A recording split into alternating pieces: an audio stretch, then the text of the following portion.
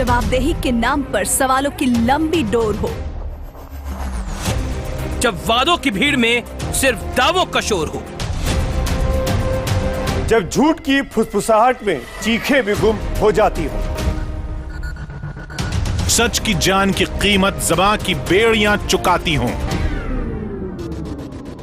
जो कहना है वो कहना है डंके की चोट पर।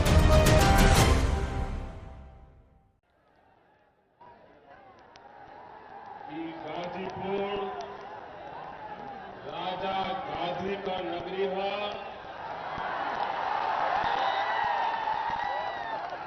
महर्षि विश्वामित्र और यमदग्नि ऋषि का भी धरती है। महान किसान नेता स्वामी सहजानंद सरस्वती जी यही गाजीपुर में पैदा भैया। देश का आजादी खातिर डॉक्टर पूजन राय समेत 8 शहीद यही धरती पे कुर्बानी 18 अगस्त के दिन 1965 के युद्ध में पैटर्न टैंक के ध्वस्त करके पाकिस्तान का गुमान चूर करने वाला वीर अब्दुल हमीद भी यही धरती के सपूत है। ये पवित्र धरती के हम नमन करते बानी। यही धरती पर एक ही गांव से 5000 से ज्यादा जवान खातिर काम करेला। इस धरती के बार बार नमन।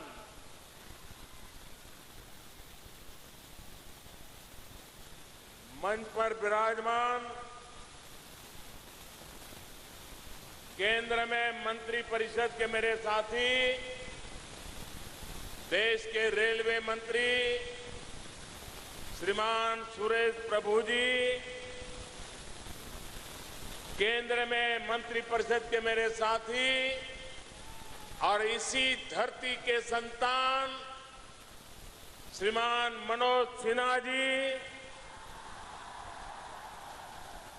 हमारे वरिष्ठ नेता श्री ओम जी माथुर, प्रदेश भारतीय जनता पार्टी के नौजवान अध्यक्ष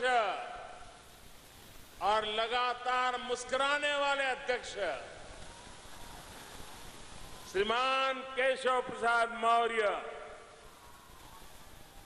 केंद्र में मंत्री परिषद के मेरे साथी डॉक्टर महेंद्र नाथ पांडे, सांसद श्रीमान केपी सिंह, सांसद श्रीमान हरिनारायण राजभर, केंद्र में मंत्री परिषद में हमारे साथी श्रीमती अनुप्रिया जी पटेल, सांसद श्रीमान भरत सिंह जी, उत्तर प्रदेश विधानसभा में भाजपा विधायक दल के नेता श्रीमान सुरेश खन्ना जी, भाजपा के क्षेत्रीय अध्यक्ष श्रीमान लक्ष्मण आचार्य जी, भाजपा के राज्य महासचिव श्रीमान स्वतंत्र देव सिंह जी, भाजपा महिला मोर्चा की राज्य अध्यक्ष श्रीमती स्वाति सिंह जी, विधान परिषद सदस्य श्रीमान केदारनाथ सिंह जी, विधानसभा सदस्य श्रीमान उपेंद्र तिवारी जी, विधान परिषद सदस्य श्रीमान विशाल सिंह, भाजपा क्षेत्रीय उपाध्यक्ष श्रीमान कृष्ण बिहारी राय जी, भाजपा जिला अध्यक्ष श्रीमान भानु प्रताप सिंह और विशाल संख्या में पधारे हुए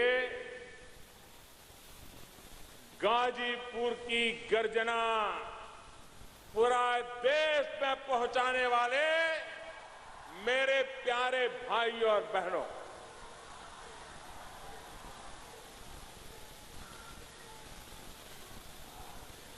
भाइयों बहनों, ये मेरा सौभाग्य है कि मुझे 2 साल में दूसरी बार गाजीपुर के लोगों के आशीर्वाद लेने का सौभाग्य मिला। आपके दर्शन करने का मुझे अवसर मिला। भाइयों बहनों,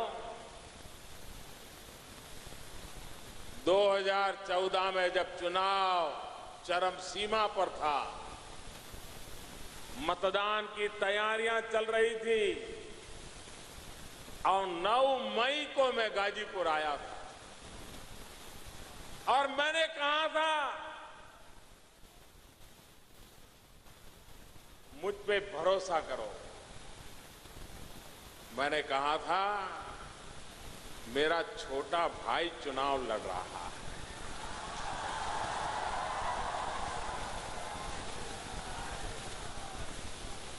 भाइयों बहनों,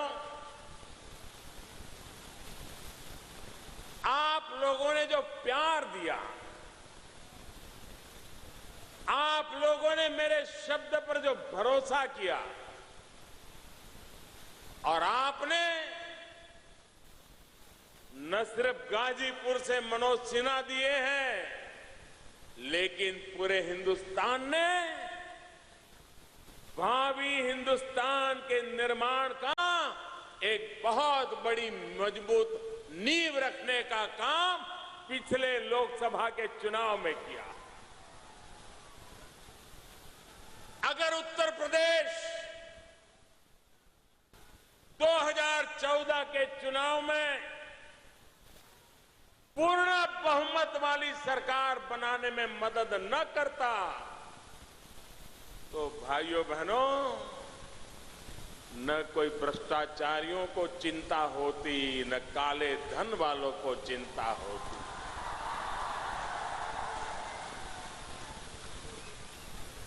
ये आपके वोट की ताकत है कि गरीब चैन की नींद सो रहा है और अमीर नींद की गोलियां खरीदने के लिए बाजार में चक्कर काट रहा है। ये आपके वोट की ताकत है। ये आपने जो समर्थन दिया उसका कारण है। भाइयों बहनों, मनोज जी आप बैठिए। आप गाजीपुर के लोगों की गर्जना देश को सुनने दीजिए।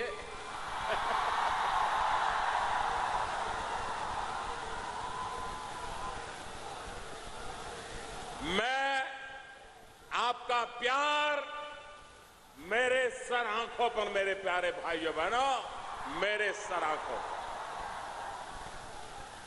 और मैंने वादा किया था, आप जो मुझे प्यार दे रहे हैं, आप जो इस कड़ी धूप में तप रहे हैं, मैं विकास करके ब्याज समेत लौटाऊंगा, मैंने कहा था। गोरखपुर में फर्टिलाइजर का कारखाना कोई सोच भी नहीं सकता था कि दोबारा इस लाश में भी जान आ सकती है। हमने उसको जिंदा करने का काम कर दिया है, यहां के किसानों का भाग्य बदलने की। पूर्वांचल का व्यक्ति बीमार होता था तो उसे पता नहीं चलता था कहां जाऊं, कैसे जाऊं, इलाज कहां करवाऊं। ये पूर्वांचल को एम्स देकर के मैंने यहां के गरीबों की बीमारी की भी चिंता करने का काम ईमानदारी के साथ किया है मेरे भाई। भाइयों बहनों, 1962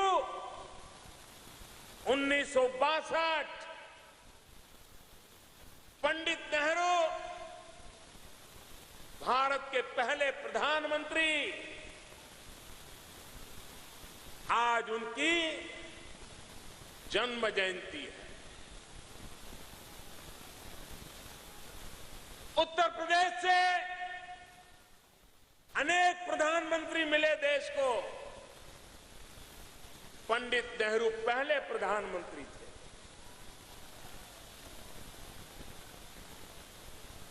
उस समय यहीं से लोकसभा के सदस्य श्रीमान विश्वनाथ जी,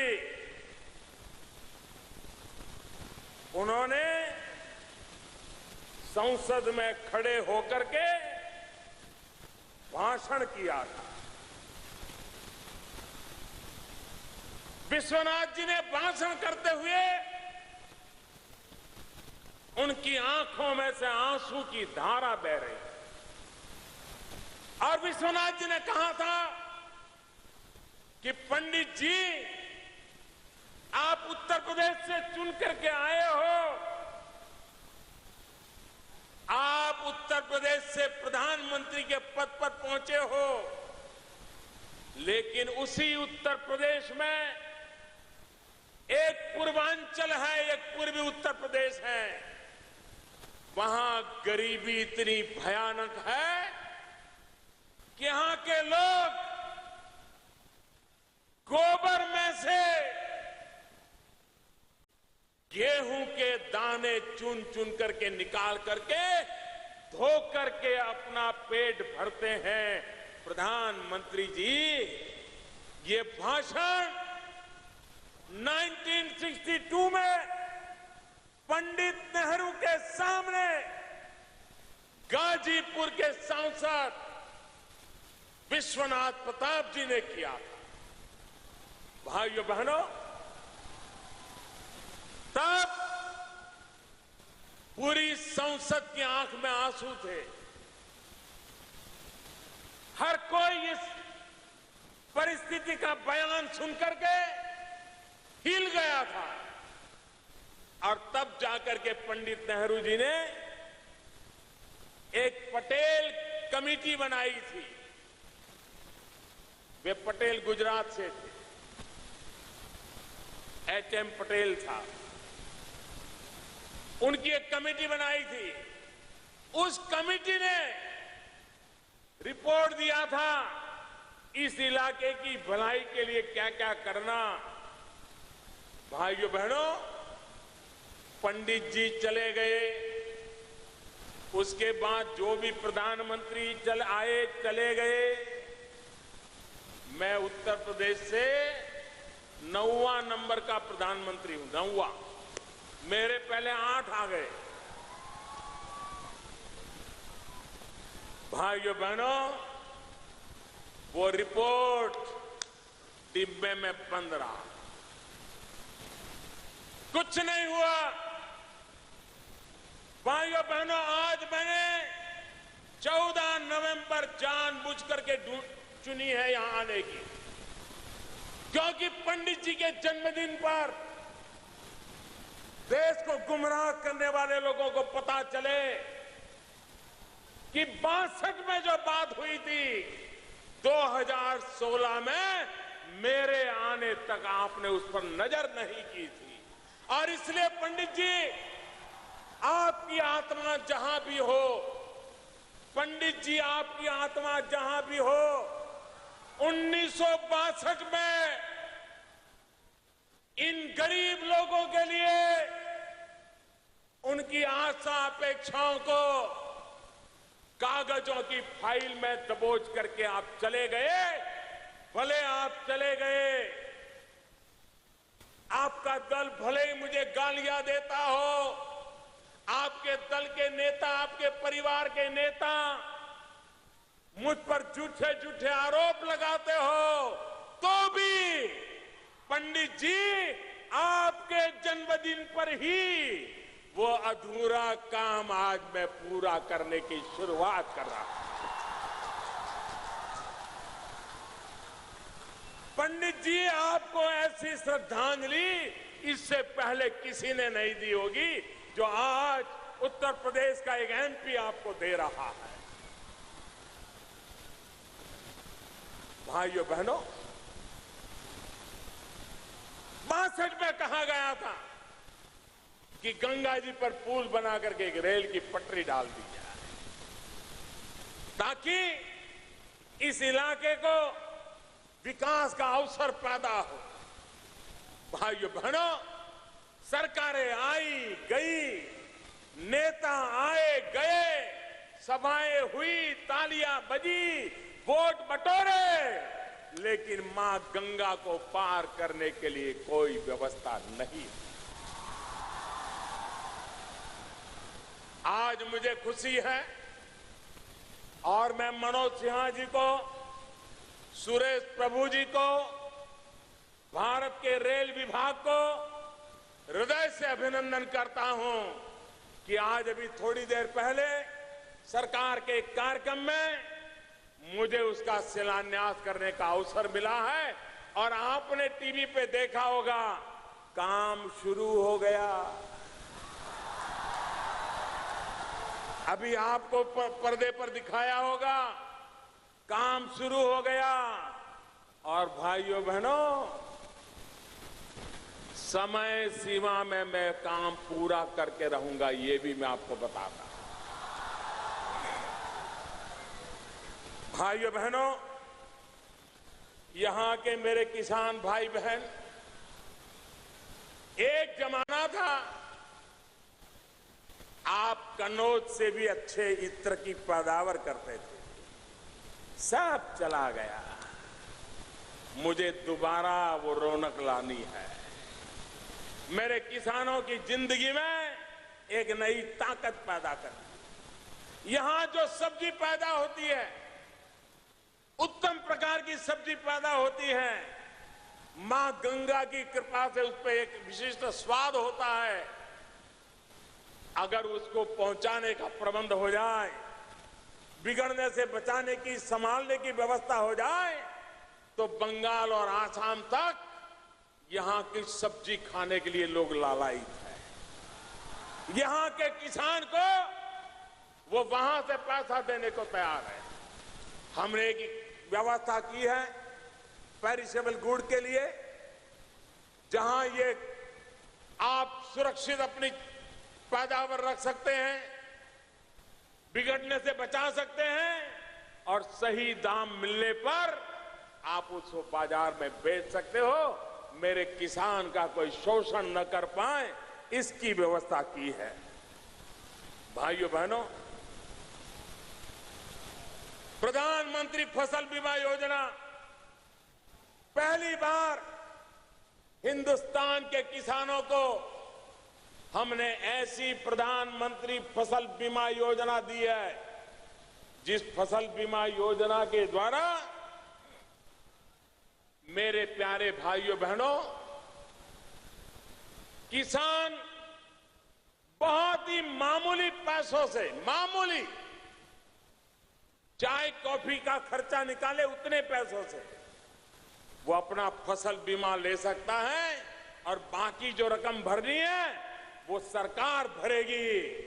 और किसान अपनी पैदावार पे, मान लीजिए कोई प्राकृतिक आपदा आ गई, फसल बोई है, तैयार होने की तैयारी है, बारिश आ गई, ओले गिर गए, तबाह हो गया, मेरे किसान भाइयों बहनों, आपको इसका पैसा मिलेगा। इसकी बीमा योजना हमने लागू की है। इतना ही नहीं, आपकी फसल तैयार हो गई, कटाई हो गई, खेत में ढेर पड़ा है,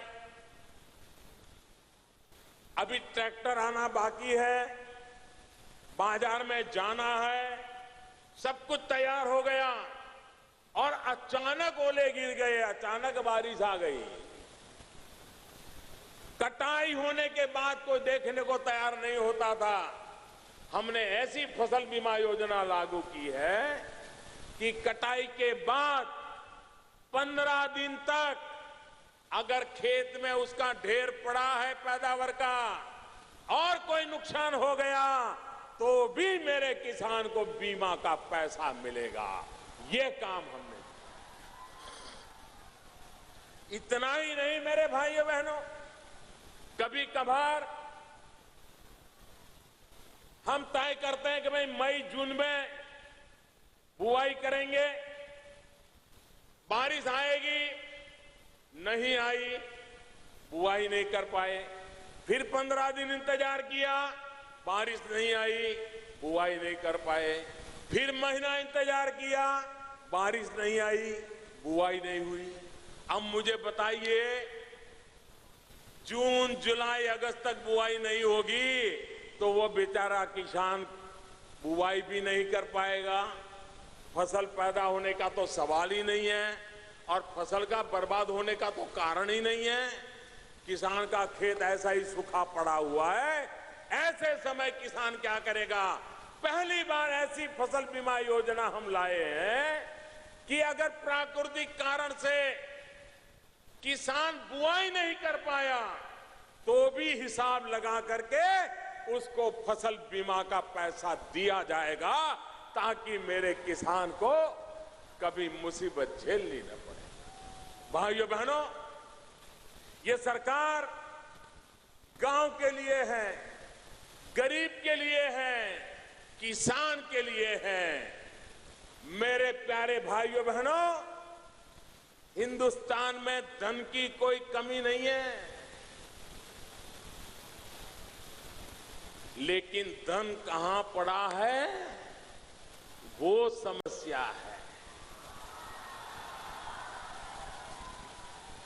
जहां होना चाहिए वहां नहीं है, जहां नहीं होना चाहिए वहां ढेर लगे हैं।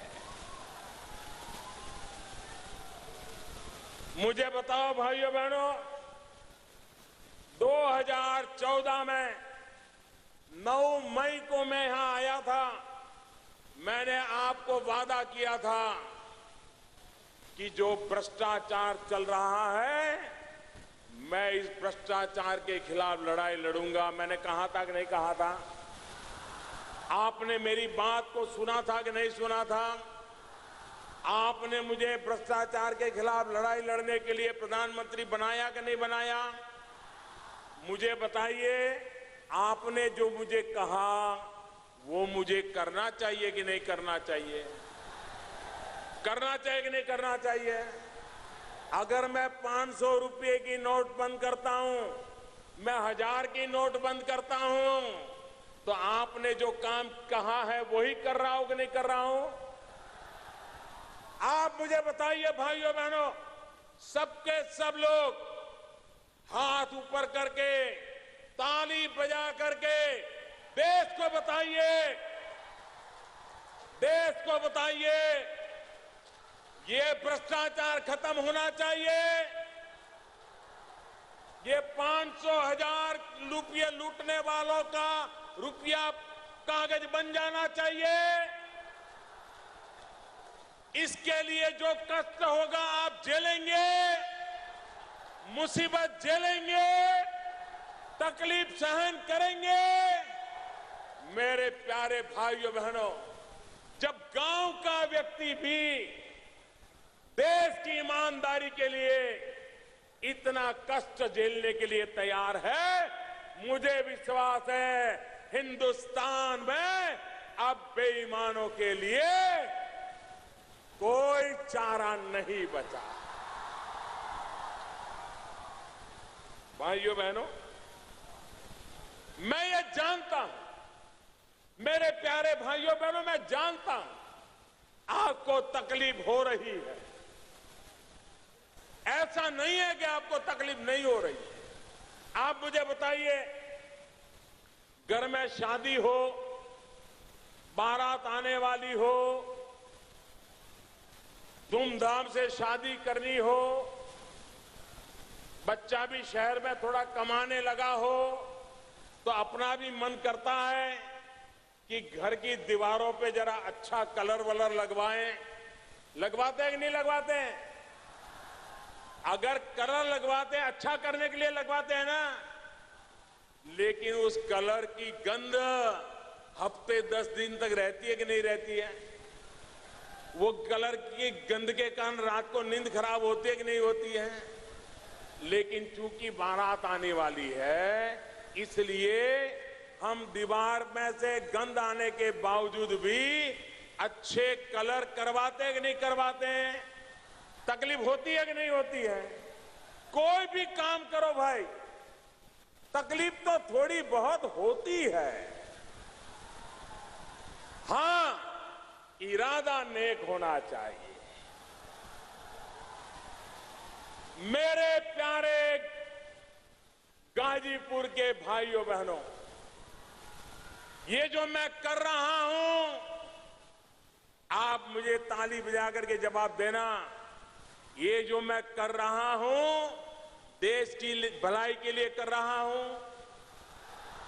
देश की भलाई के लिए कर रहा हूं, गरीबों की भलाई के लिए कर रहा हूं, गांव की भलाई के लिए कर रहा हूं, किसान की भलाई के लिए कर रहा हूं।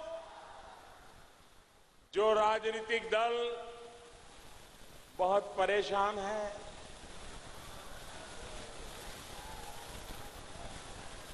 उनको चिंता सता रही है, अब करे क्या? वो नोटों की मालाएं, ऐसी ऐसी मालाएं लगती थी, मुंडी भी दिखती नहीं थी।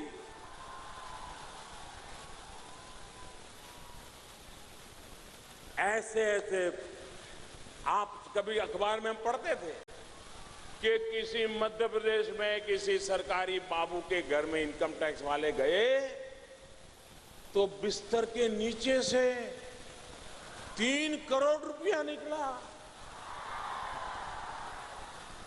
ये किसका पैसा है भाई? ये गरीबों का है कि नहीं है? अब मुझे बताइए भाई, मैं एक एक घर में खोजने के लिए जाऊंगा तो मुझे कितने साल लगेंगे? कितने साल लगेंगे बताइए? और एक घर में देखूंगा तो वो उठा करके तीसरे घर में छुपा देगा, तीसरे में करूंगा तो पहले में छुपा देगा। करेगा कि नहीं करेगा? ये बेईमान लोग रास्ता खोज लेंगे कि नहीं खोज लेंगे? तो मेरे पास एक ही उपाय था, एक साथ 1000 और 500 दोनों को कागज की गद्दी में डाल दो।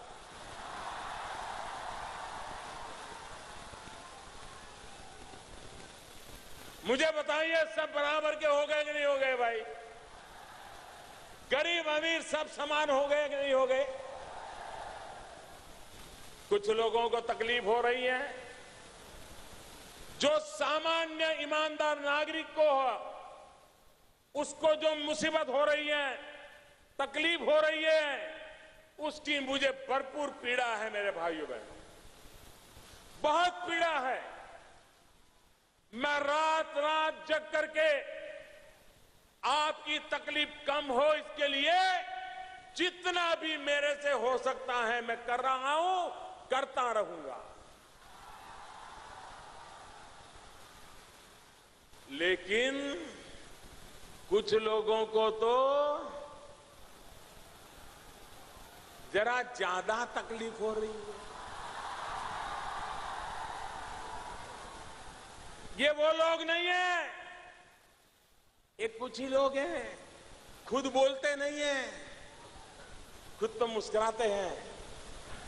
मोदी जी ने अच्छा किया, फिर पीछे से कहते हैं लोगों को, अरे भड़को भड़को, जाओ वो हल्ला करो।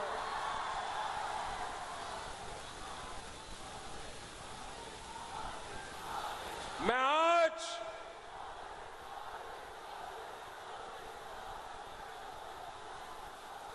ईमानदारी के नाम पर देश की जनता को गुमराह करने वाले नेताओं से कहना चाहता हूं,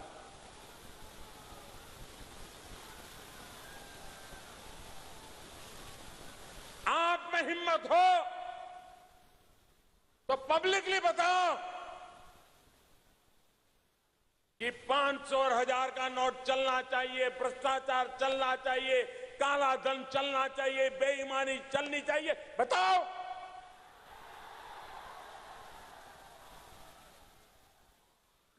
के नाम पर गुमराह करने की बातें मत करो। और मैं कांग्रेस वालों से जरा विशेष पूछना चाहता हूं, वो कहते हैं जनता को तकलीफ हो रही है। आप तो बयान दे रहे हैं, मैं तो जनता की तकलीफ को अनुभव करता हूं, खुद पीड़ा अनुभव करता हूं, और मैं उसको दूर करने के लिए भगवान ने जितनी मुझे बुद्धि दी है, शक्ति दी है, एड़ी चोटी का जोर लगा रहा हूं गरीब की मदद करने के लिए। लेकिन जनता की चिंता करने वाली कांग्रेस, ये मुझे बताएं, आपने तो 19 महीने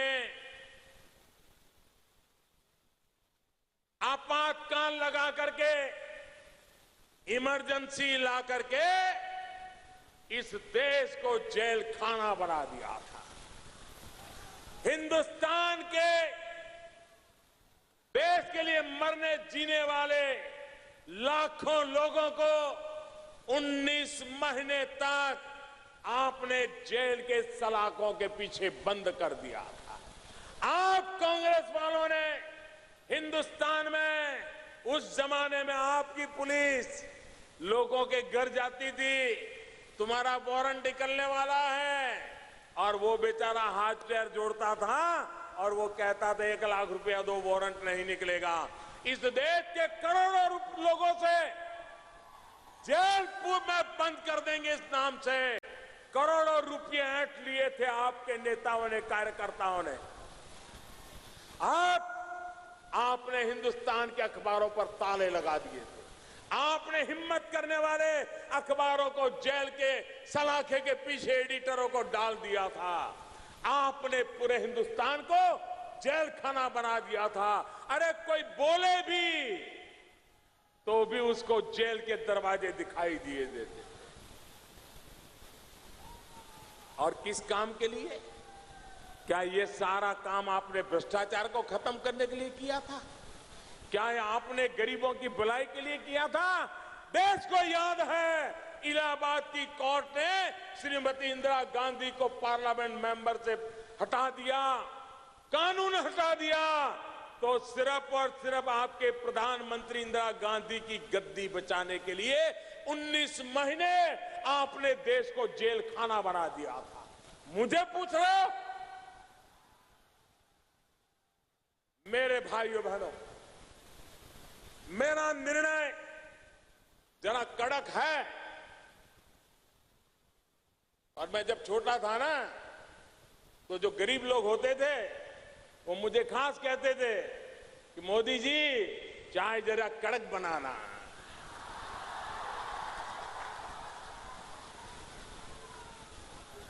गरीब को जरा कड़क चाय ज्यादा अच्छी लगती है। अब मुझे वो बचपन से आदत है, तो जरा निर्णय मैंने कड़क लिया।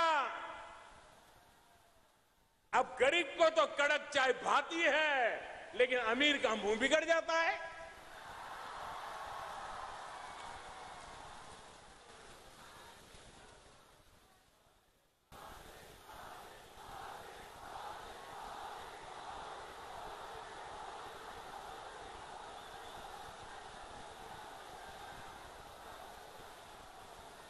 ये कांग्रेस वाले आज मुझे समझा रहे हैं, भाषण दे रहे हैं, उनके बड़े बड़े वकील भाषण दे रहे हैं, किस कानून से आपने 1000 रुपया बंद कर दिया, 500 बंद कर दिया। जरा मैं कांग्रेस वालों को पूछना चाहता हूं कि भाई जब आपकी सरकार थी तब आपने भी एक बार चवन्नी बंद कर दी थी।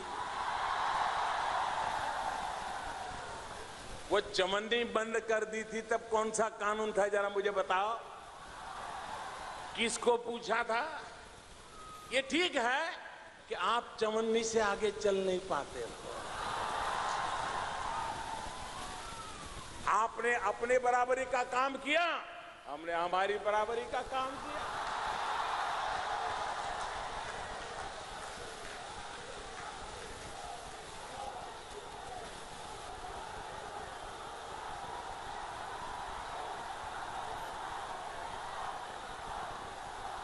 आप मुझे बताइए भाइयों बहनों, ये आतंकवाद, ये नक्सलवाद,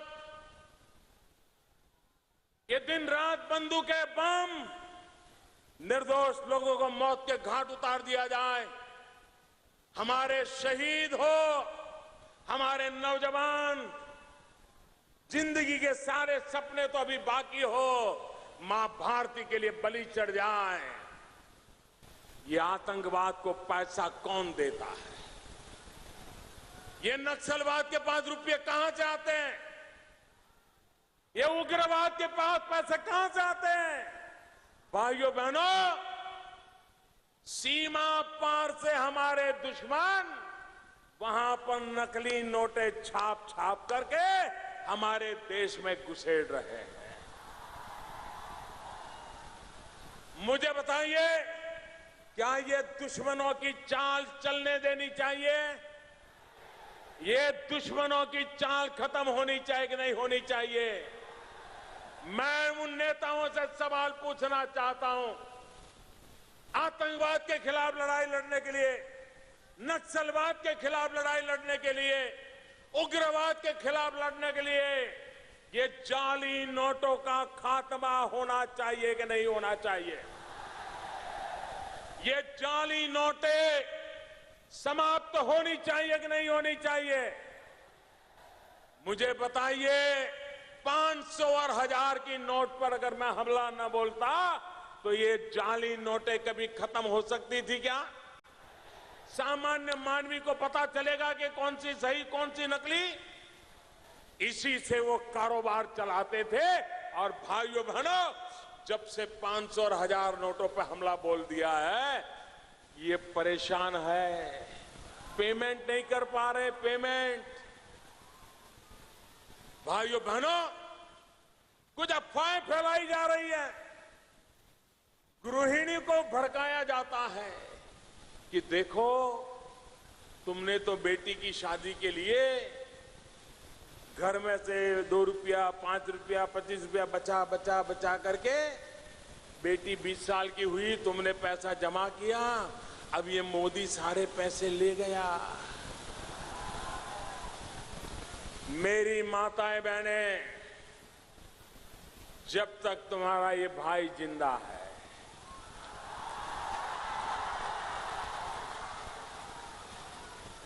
मेरी माताएं, जब तक तुम्हारा ये लाडला जिंदा है, आप विश्वास कीजिए, आपने कड़ी मेहनत करके 5-50 रुपये बचा बचा करके बेटी की शादी के लिए पैसा बचाया है, उस पर एक भी सरकारी अफसर आंख तक नहीं लगा पाएगा। आप हिम्मत के साथ बैंक में अपना जमा करा दीजिए, अपना खाता खुलवा दीजिए। अरे मेरी सरकार उस पर ब्याज भी देगी। आपकी बच्ची की शादी में वो ब्याज भी आपके काम आएगा। और मेरा इनकम टैक्स डिपार्टमेंट ऐसी माताओं बहनों को पूछेगा तक नहीं कि 2.5 लाख रुपया आया कहां से था। लेकिन क्या 2.5 करोड़ वालों को भी छोड़ूंगा क्या? बिस्तर के नीचे से रुपये निकले, क्या उनको भी छोड़ दूं क्या? गनी बैग में भरे हुए थैले भर भर कर रखे पैसे, उनको भी छोड़ दूं क्या? इन दिनों आपने देखा होगा, जरा जाकर के शहरों में देखना, रात को गाड़ियां निकलती हैं, देखती हैं कहीं सीसीटीवी कैमरा तो नहीं है। अगर सीसीटीवी कैमरा नहीं है तो चोरी छुपी से मुंह पे कपड़ा बांध करके जो कूड़े कचड़े का ढेर होता है ना, उसमें जाकर के नोट फेंक करके भाग जाते हैं। क्योंकि मैंने कहा है, ये जो नोट फेंकने आ रहे हैं, सीसीटीवी कैमरा में वो भी अगर हाथ लग गए तो हिसाब तो देना ही पड़ेगा। क्योंकि आपने गरीबों से लूट के लाया हुआ है। ये गरीबों का पैसा है, तुमने लूटा है। मैं लूटने नहीं दूंगा, ये मैं कह के निकला हूं भाइयों। आप देखिए, हम तो गंगा किनारे पर रहते हैं। अमीर से अमीर आदमी भी आएगा तो फूल चढ़ाएगा। कोई 100 ग्राम दूध चढ़ाता है तो बड़ा सुखी होगा तो 1 लीटर चढ़ाएगा। बड़ा धनी होगा तो शहद चढ़ाएगा। बड़ा धनी होगा तो थोड़ा दही भी चढ़ा देगा। और ज्यादा से ज्यादा 1 रुपये की 5 रुपये का सिक्का डालेगा। ऐसा कभी देखा था कि गंगा में लोग आज नोटे डाल रहे हैं? नोटे 500 की 1000 की बह रही है। अरे पापियों, गंगा में नोटे बहा करके भी आपका पाप धुलने वाला नहीं है। भाइयों बहनों, मैं जानता हूं मेरे पर क्या क्या बीतेगी, क्योंकि जिनके पास एक खजाने भरे पड़े हैं ना, वो बड़े ताकतवर लोग हैं। वो तो सरकारों को खरीद लेने की ताकतें रखते हैं। वो तो सरकारों को ऊपर से नीचे करने की ताकत रखते हैं। वो अच्छों को, उनके भविष्य को तबाह करने की ताकत रखते हैं। बड़े ताकतवर लोग हैं। लेकिन मुझे बताइए मेरे देशवासियों, क्या मुझे ऐसे लोगों से डरना चाहिए? पूरी ताकत से बताइए, डरना चाहिए? घबराना चाहिए? भाग जाना चाहिए? ईमानदारी का रास्ता छोड़ देना चाहिए? आपके आशीर्वाद है मेरे प्यारे भाइयों बहनों, आपके आशीर्वाद है, इसीलिए इतनी बड़ी लड़ाई मोल ली है मैंने। लेकिन मेरे प्यारे भाइयों बहनों, हमारे देश का स्वभाव है, आज देखा आपने जिस ट्रेन का नाम रखा है, जो ट्रेन यहां से कलकत्ते जाने वाली ट्रेन, उसका नाम क्या रखा है? क्या नाम रखा है? आपको पता है ना? इससे बड़ा इतिहास को याद करने का कोई सोच नहीं सकता। एक ट्रेन के नाम पर हमारी पुरानी विरासत हमको याद आ जाएगी, हमारी ताकत का परिचय हो जाएगा भाइयों। शब्दवेदी, ट्रेन का नाम शब्दवेदी, ट्रेन का नाम महामना, वरना पहले तो सब कुछ एक परिवार में ही था। देश के लिए मरने मिटने वालों को कोई याद नहीं करता था भाइयों।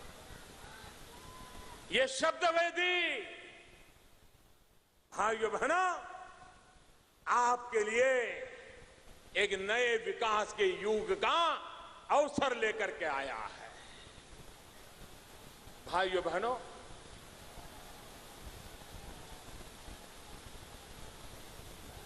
आपसे मेरी प्रार्थना है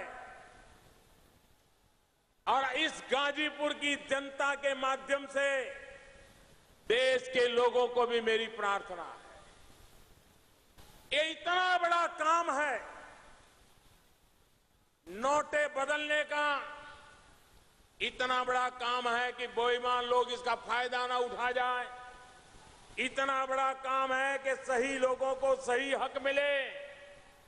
तो मेरे प्यारे भाइयों बहनों, उसमें थोड़ा समय भी लग सकता है, उसमें थोड़ी तकलीफ भी हो सकती है, और इसलिए मेरे प्यारे भाइयों बहनों, मेरा आपसे आग्रह है कि आप स्वयं सक्रिय होकर के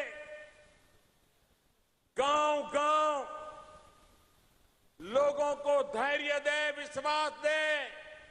और मैंने कल भी कहा था, 8 तारीख रात को 8 बजे भी कहा था, मैंने सिर्फ 50 दिन मांगे हैं। 30 दिसंबर तक ये सारी प्रक्रिया पूरी करने के लिए 18-18, 20-20 घंटे हमारे बैंक के लोग काम कर रहे हैं भाइयों। छुट्टियां खत्म करके काम कर रहे हैं। घर में मां बहन कोई बीमार हो तो भी बैंक में काम कर रहे हैं। अरे कांग्रेस वालों ने तो अपनी कुर्सी के लिए 19 महीने देश को जेल खाना बना दिया था। मैंने तो गरीबों की खुशी के लिए 50 दिन थोड़ी सी तकलीफ झेलने के लिए प्रार्थना की है। आप तकलीफ सहन करेंगे, मेरी मदद करेंगे, देश की मदद करेंगे, गरीबों की मदद करोगे, ईमानदारी की मदद करोगे। अरे जिस देश के गांव का लोग व्यक्ति भी ईमानदारी के लिए इतना कष्ट झेलता हो तो मुझे विश्वास है मेरे प्यारे भाइयों बहनों, मेरे देश में अब बेईमानों के दिन खत्म होके रहेंगे, खत्म होके रहेंगे। एक बार भाइयों बहनों आप सब खड़े होकर के तालियों के गड़गड़ाहट के साथ मुझे आशीर्वाद दीजिए इस पवित्र काम के लिए। तालियों के गड़गड़ाहट के साथ इस पवित्र काम के लिए मुझे आशीर्वाद दीजिए। आपके तालियां बंद नहीं होनी चाहिए, आपका आशीर्वाद बना रहना चाहिए। भाइयों बहनों, एक ईमानदारी का एक महायज्ञ मैंने शुरू किया है। आपके आशीर्वाद पूरा देश देख रहा है। ये टीवी वाले आपकी तालियों की गड़गड़ाहट पूरे हिंदुस्तान को सुना रहे हैं। ये आपके आशीर्वाद पूरा देश देख रहा है।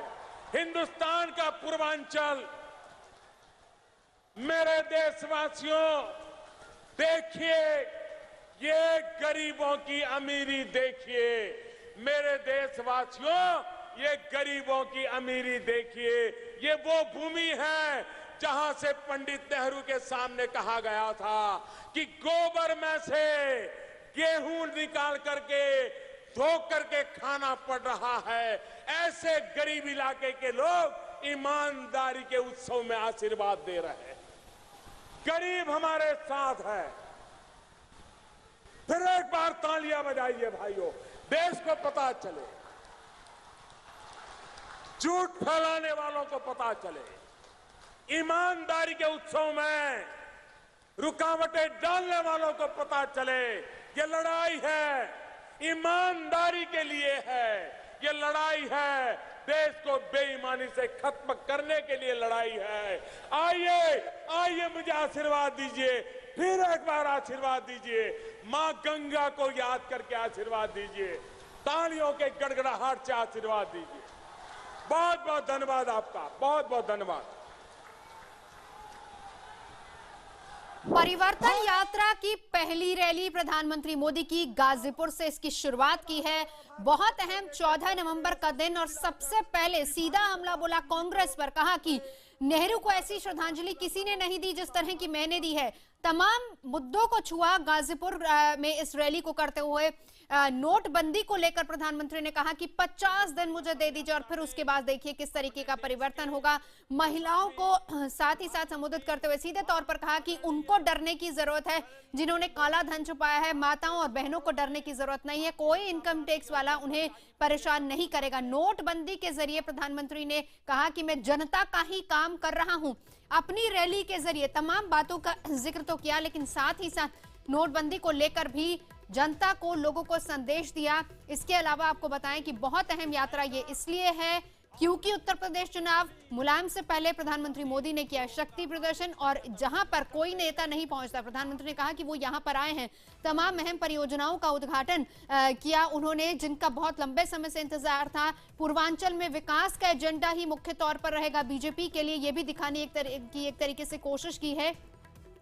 बताएं कि जिस इलाके में प्रधानमंत्री ने रैली की, यहां 20 से ज्यादा विधानसभा सीट